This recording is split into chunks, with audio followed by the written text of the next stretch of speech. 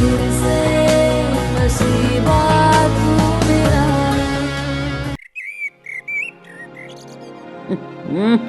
अजीब हो रहा भैया। रेहाना। जी अम्मा। भैया ये मुझे काय को देती चावल चुनने को, मुझसे नहीं चुने जा रहे, चश्मे से भी धुंधला नजर आ रहा है। कहाँ है नौरीन?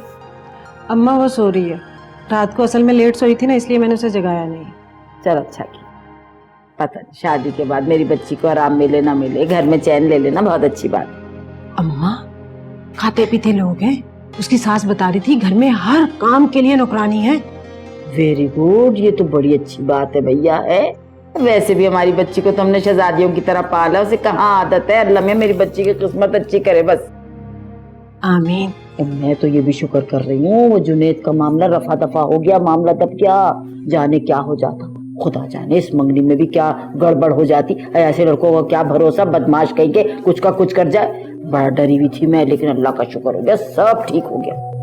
अम्मा सच बताऊं, वैसे अंदर अंदर मैं भी बहुत परेशान हो रही थी, बहुत डरी हुई थी। हर वक्त आते जाते दुरूद शरीफ पढ़ रही थी, फूंके मार रही थी, लेकिन खुदा का लाख लाख शुक्र है सब ठीक ठाक हो गया। क्या पता किस वक्त कोई क्या बोल दे, यहाँ तो मोहल्ले वालों की इतनी लंबी लंबी जुबानें हैं। अल्लाह का शुक्र है सब ठीक हो गया। सही कह रही है तू। अच्छा बात सुन, तेरा महल्ले में मिठाई तो भिजवा है। अरे भैया, और खास तौर पे मौलवी साहब के घर को जरूर याद रखना, बेटा जैसा भी हो मौलवी साहब तो शरीफ आदमी। और बात सुन, मतीन से कहना हमारी नौरीन के लिए भी दुआ करवाए, अल्लाह में हमें बच्ची की किस्मत अच्छी करे है। अरे चारों तरफ जब खुशियां हो ना तो नजरे बद के ज्यादा आसार हो जाते हैं। हाँ हाँ अम्मा ठीक कह रही है तू। मैं बिलाल के हाथ मिठाई भिजवाती हूँ और दुआ के लिए भी कहलवाती हूँ। मतीन तो रात को आएंगे। चल वो जैसा भी है, मिठाई पहुंचनी चाहिए बस। अच्छा क्या तारी वारी बना रही हो?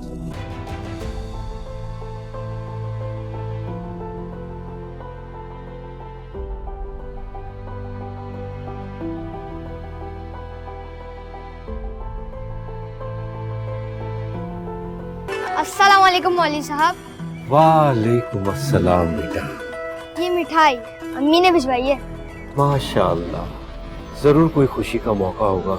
जी मौलवी साहब, वो नौरीन आपी की मंगनी हो गई है ना।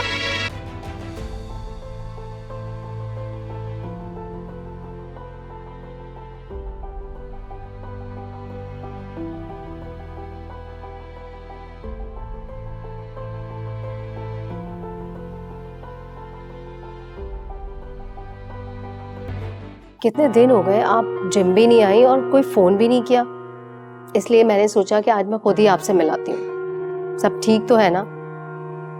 हाँ सब ठीक है। लग तो नहीं रहा, आपका चेहरा बहुत उतरा हुआ लग रहा है। क्या हुआ, सब खैरियत तो है ना? मुझे नहीं बताएंगी? आतिर चला गया रुखसाना। क्या आतिर चला गया? कहाँ कहाँ चला गया? स्टेट्स। वो कोई पहली बार तो नहीं गया, आ जाएगा वापस। इसमें इतना परेशान होने वाली कौन सी बात है? टेंशन वाली बात है, इस दफा वो मुझसे नाराज होकर गया। नाराज होकर गया? आप भी ना, ये बच्चों के टैक्टिक्स होते हैं, हम माँ बाप को ब्लैकमेल करने के लिए, अपनी बात अपनी जिद मनवाने के लिए, क्योंकि वो जानते हैं कि हमारी मोहब्बत उनकी कमजोरी है जिसका वो फायदा उठाते हैं। और अगर ना आया तो मुझे डर लगता है रुखसाना, कहीं मैं अपनी जिद के हाथों अपनी इकलौती औलाद को ना खो दूं। कुछ नहीं होगा, आप अपने आप को कमजोर मत बनाएं, बी ब्रेव। देखिएगा अभी वो कुछ दिनों में वापस आ जाएगा, आप बिला वजह टेंशन ले रहे हैं।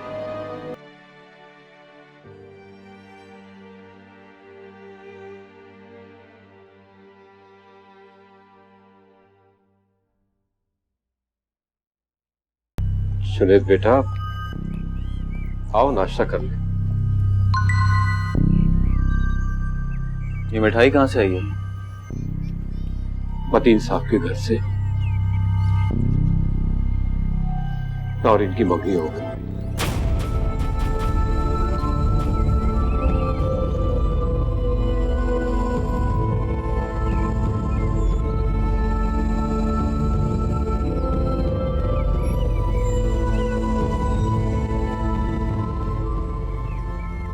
जो कुछ भी हुआ है उससे भूल जाओ।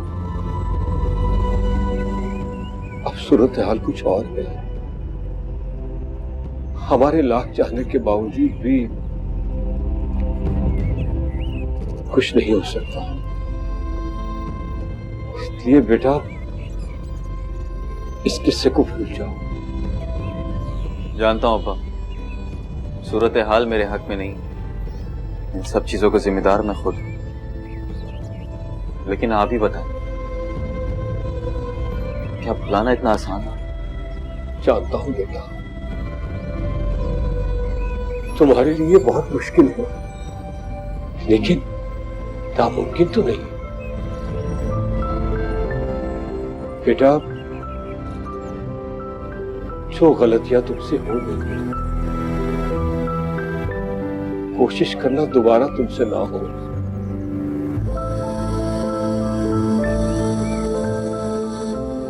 इसलिए कि जिंदगी अपने गुनाहगार को बार बार मौका नहीं देती।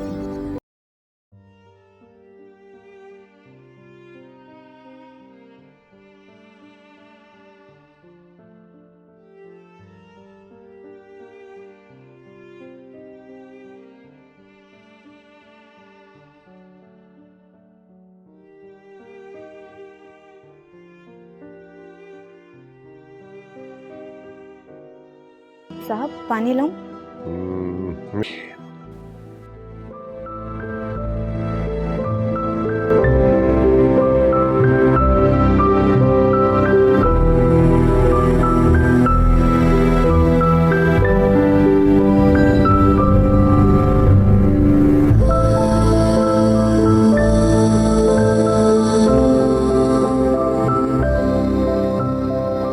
क्या कर रहे हो तुम?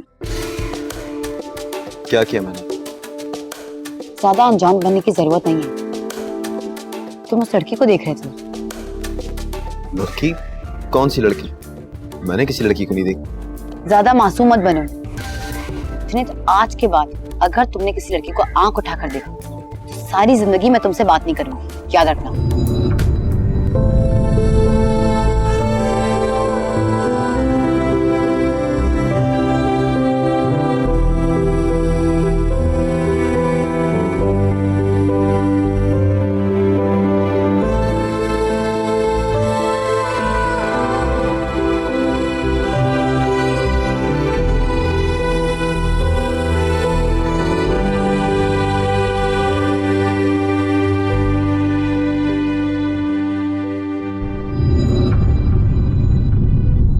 ये तुम मुझे नजरअंदाज क्यों कर रही हो?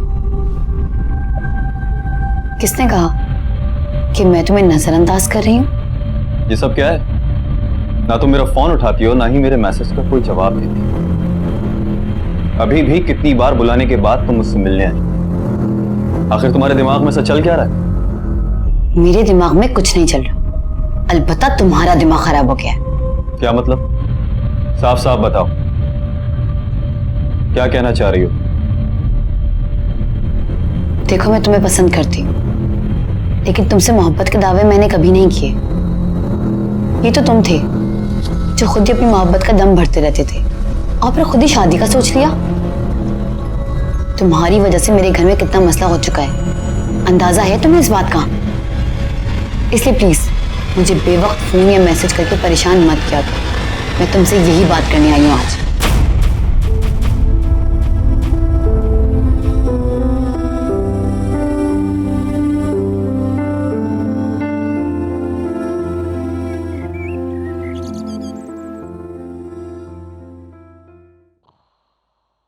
नानी,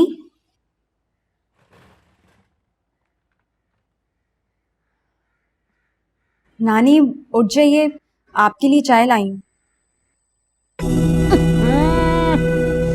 अरे क्या मुसीबत है भैया, तुम क्यों अपनी रोनी सूरत लेके सुबह सुबह मेरे सर पे आके सवार हो गई? वो आपकी दवा का टाइम हो गया था ना, इसलिए मैंने सोचा कि आपके लिए चाय ले आऊं। बड़ा था तुम हमारे लिए चाय लेकर आई, लेकिन खुद क्यों लेकर आई? तुम तो खुद ही जानती हो तुम्हारी शक्ल देख के सारा दिन मेरा कैसा बुरा गुजरेगा। दोबारा ना आना सुबह सुबह मेरे सर पे इस तरह से। एक मेरी नौरीन है माशाल्लाह से, शक्ल देख लो तो ऐसा अच्छा दिन गुजरता है। कुछ लोगों के नसीब ही खोटे होते हैं और ऐसे लोगों को दूसरे के सामने आने की एहतियात बरतनी चाहिए। समझ गई तुम के नहीं? जी समझ गई। अरे समझ गई हो तो चली क्यों नहीं जाती? यहाँ से सर पे क्यों खड़ी हुई हो?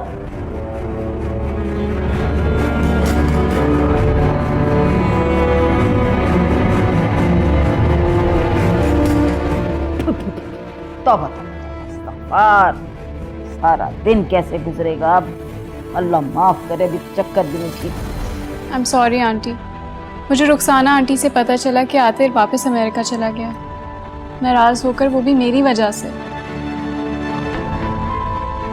नहीं बेटे, इसमें तुम्हारी क्या गलती, कसूर तो मेरा है। अपनी जिद, अपनी अना के आगे मुझे कुछ भी नहीं दिखा, अपनी ममता भी नहीं।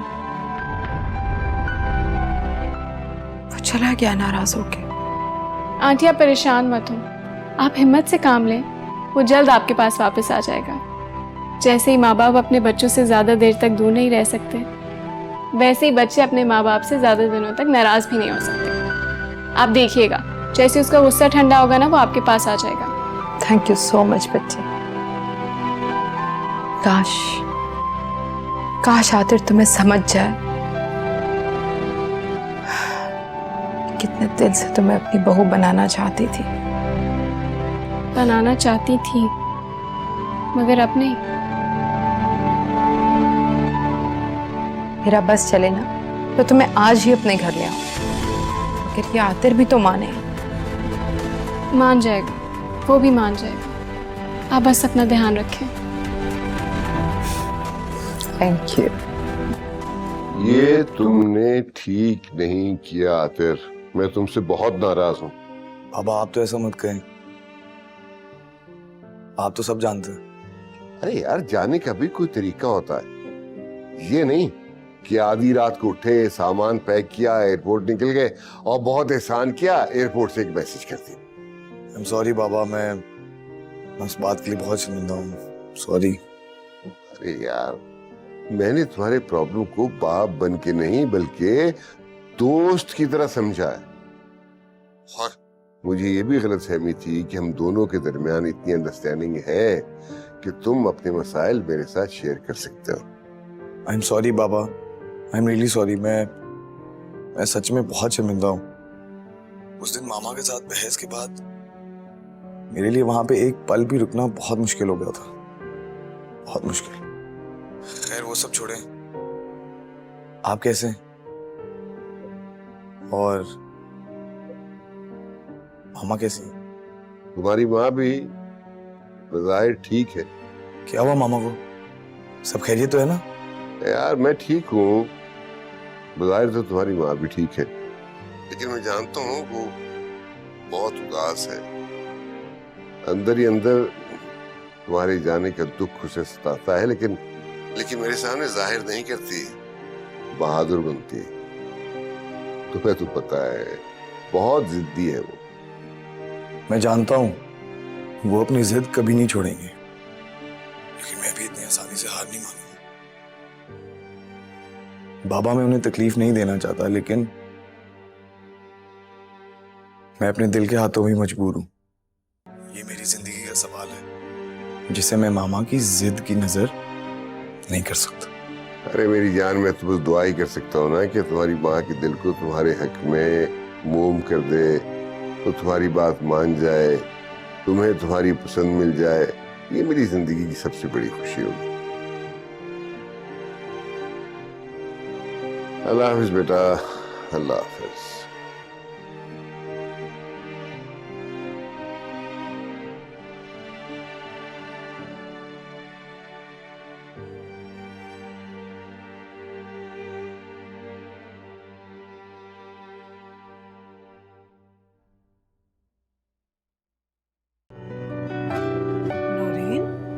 तो बहुत खूबसूरत मॉल है और बहुत बड़ा है, इतनी अच्छी अच्छी चीजें यहाँ पर, मेरा तो नजर हटाने को दिल नहीं चाह रहा। लेकिन यहाँ क्यों ले आई हो? यहाँ तो बहुत महंगी चीजें होंगी। तो क्या हो गया अम्मी, हम खरीद नहीं सकते लेकिन देख तो सकते हैं ना, और देखने के पैसे नहीं लगते। हाँ ये तो है। वैसे अम्मी कितना अच्छा होता ना, मेरी शादी एक बड़े से घर में होती जिसके पास दौलत, घर, गाड़ी, बहुत सारा पैसा होता। मैं रोज यहाँ शॉपिंग करने आती, कितना मजा आता ना। अरे तो दिल छोटा क्यों करती है? अल्लाह ने चाहा तो ऐसे ही होगा। तेरे होने वाले शौहर के पास इससे भी ज्यादा पैसा होगा, और तुम देखना, तुम रोज यहाँ शॉपिंग करने आओगे, रोज। अच्छा आप इस जोड़े के रेट मालूम करें, मैं वो वाला देखूंगा।